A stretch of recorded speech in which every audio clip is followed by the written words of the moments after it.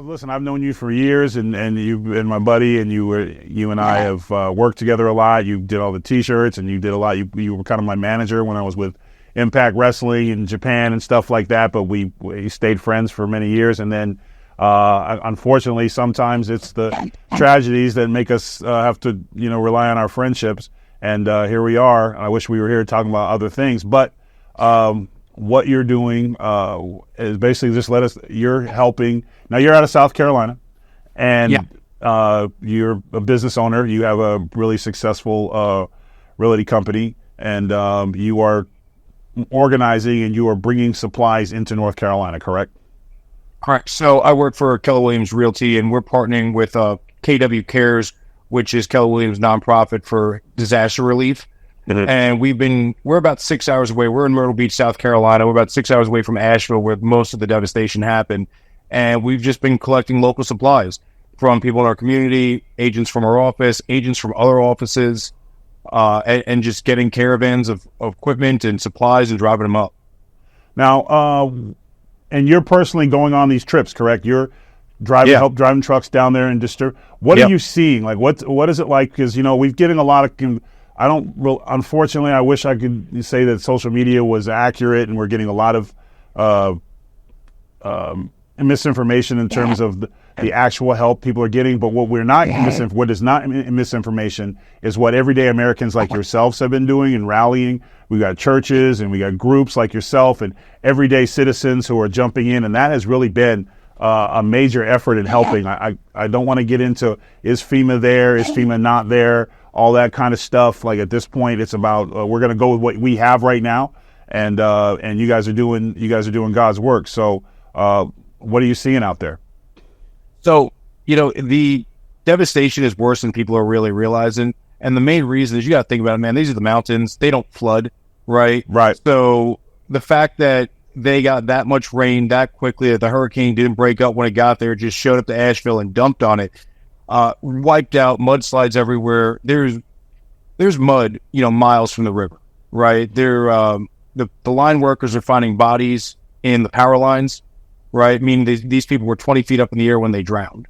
And, if you've seen the stuff on my Instagram, just the videos of the water being higher than the Lowe's store, right? It's devastation across the board. And this is an area with above ground wiring, right? So, because they don't get hurricanes. And we have power outages that are still affecting the whole region. And the bigger issue is that they have no water for the entire area. And they're not going to have water for 2 months because not only did their water system get damaged, it pretty much got washed away. There were two major lines, a bypass line and a backup line that were 21 feet under the ground, and they both got destroyed. Wow. So when you're talking to folks and you're helping them, how are people's spirits? Man, I had a conversation with Jeff, who runs our office there in Asheville this morning, and he's like, man, the adrenaline rush is gone, right? He's day 12 now, and he has an office of 500 agents, so he's been trying to stay there and be the spearhead, him and Hannah, but you can only do it for so long, right? When you don't have running water, when you have agents in your office talking about like they're still missing family members.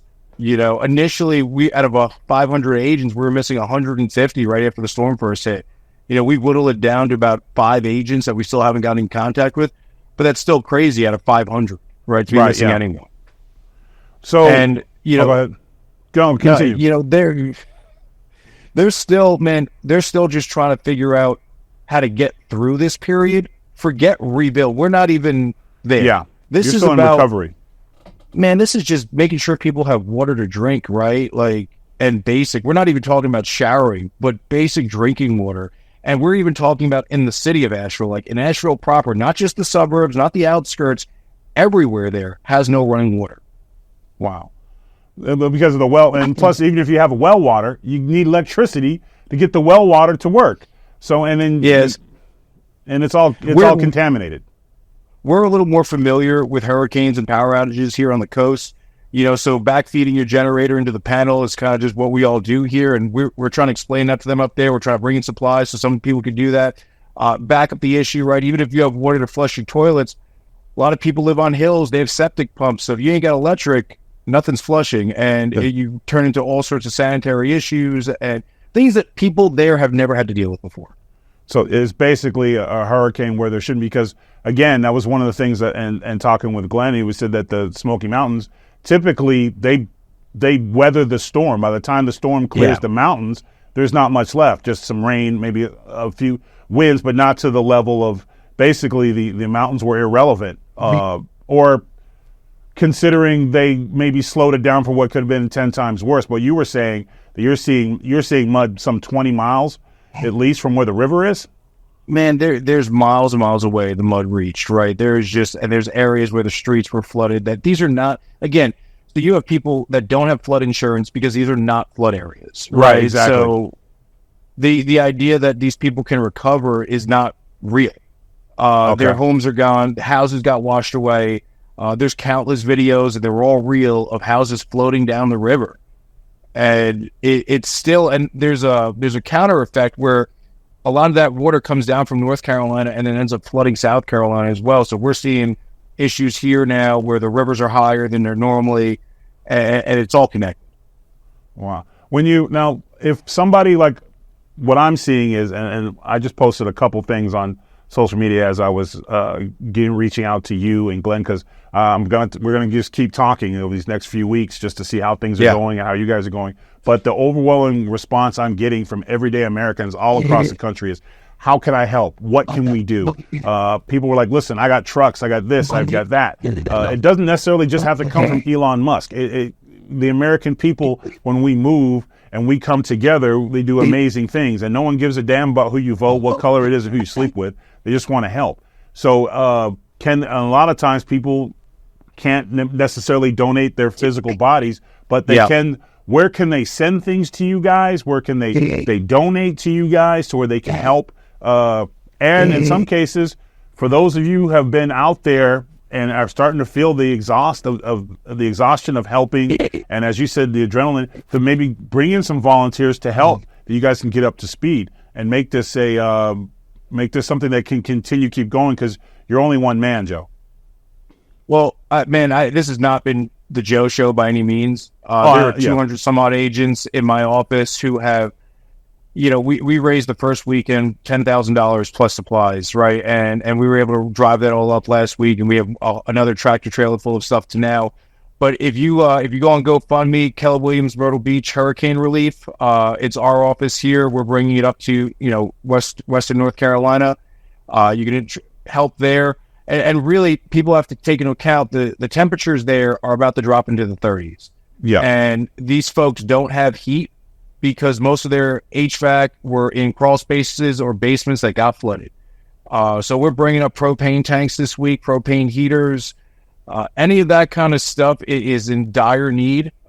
You can get into Asheville if you're coming from South Carolina via I-26. It's wide open. There is access there. But they need anything. They need blankets, winter coats. Man, you can find anything in that area to ship to. You can find me on social media, on Instagram at Sold by Scatoro. You can contact me. I can tell you where to ship stuff. We just need help.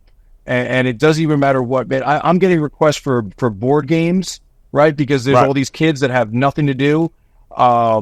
We're getting asked for not just baby formula, but baby bottles, right? Like all the stuff that you wouldn't, you kind of just take for granted that you have. Yeah. So, we're going to ride up to this, tomorrow with more supplies again. And it's just basic stuff at this point too.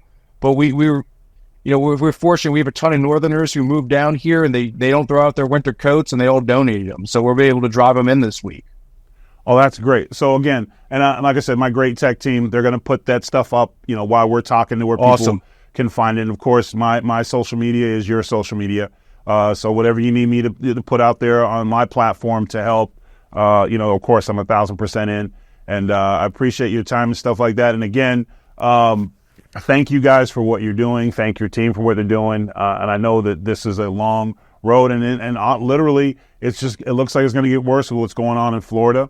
And again, thank you for helping me get my family to safety. I'll be forever grateful for that. Thank you. So just keep up the good fight. And again, whatever I can do, please let me know. And And if there's anything else, the floor is yours. So, man, I just want a big thank you to Lexi Rodriguez, Mark Brenneman, Jerry Molden, Logan Webster, all from Keller Williams. KW Cares was there Sunday. The storm hit Friday. They were there Sunday with generators, water. When we got there Monday, there was already supplies there. And, we're able to, again, because they don't get hit by hurricanes, we had doctor's offices that couldn't give dialysis because they don't have power, right? And they don't have generators because this is not stuff that happens there. But I really just want everybody to, take a moment and look at what's going on. These people need help. They've deployed at this point 6,300 National Guard members.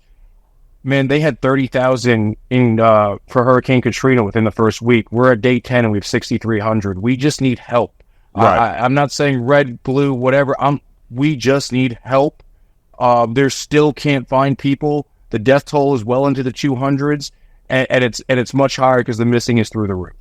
So if you if you don't believe what's going on, I invite you to drive here, go to Asheville, take a look what's going on.